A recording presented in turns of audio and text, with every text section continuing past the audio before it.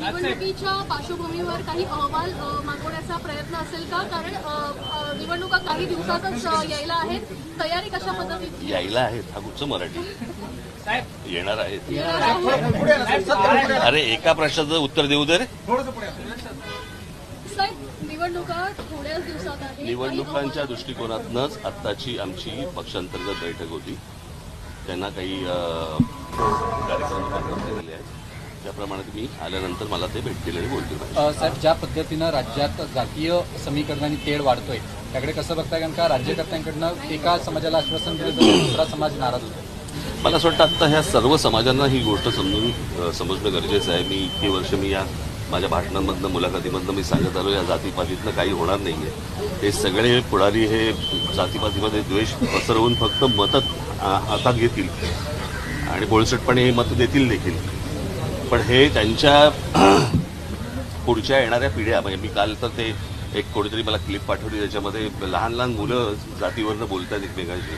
आणि हा हे कधी बोललो होतो मी की हे सगळं शाळा कॉलेजपर्यंत जाणार हे प्रकरण, कळलं का? हे विष असं महाराष्ट्रामध्ये कधी नव्हतं. मला असं वाटतं हे जे जातीपातीचं विष घालवणारी जी लोक आहेत महाराष्ट्राने यांना दूर ठेवलं पाहिजे.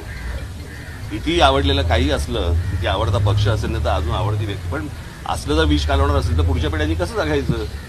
काय होणार महाराष्ट्राचं? आणि मी नेहमी सांगत आलो की जे उत्तर प्रदेश बिहारमध्ये ज्या प्रकारे सगळ्या गोष्टी सुरू आहेत तसं महाराष्ट्रात उद्या सुरू होईल. खून खराबही होतील याच्यावरनं. आपल्यावर पर्सनल अटॅक केले जात आहे.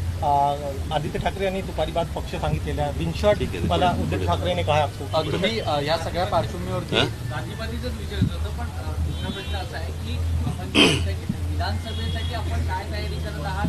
किती जागा लढण्याची शक्यता? आत्ता सांगू,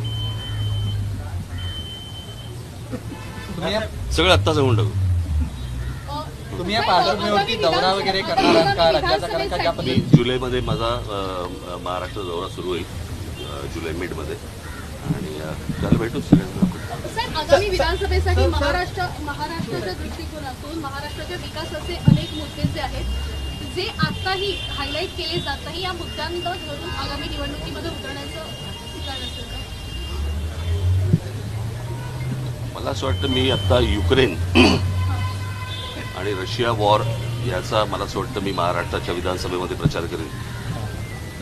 महाराष्ट्रातलेच प्रश्न येणार नो, पण अनेक पुढारी जे ते आहेत त्यांचा सोडून द्या. मी माझा विकासाच्या मुद्द्यावर सध्या कोण बोलत नाही. याचं कारण त्यांना विकासापेक्षा जातीपातीमध्ये तेढ निर्माण करणं आणि त्यातनं हाताला मतं लागतायत हे त्यांना जेव्हा कळलंय, म्हणून हे त्याच प्रकारे पुढे जाणार. मला असं वाटतं समाजाने ही गोष्ट ओळखणं गरजेचं आहे. लोकसभा निवडणूक आत्ताच सांगू.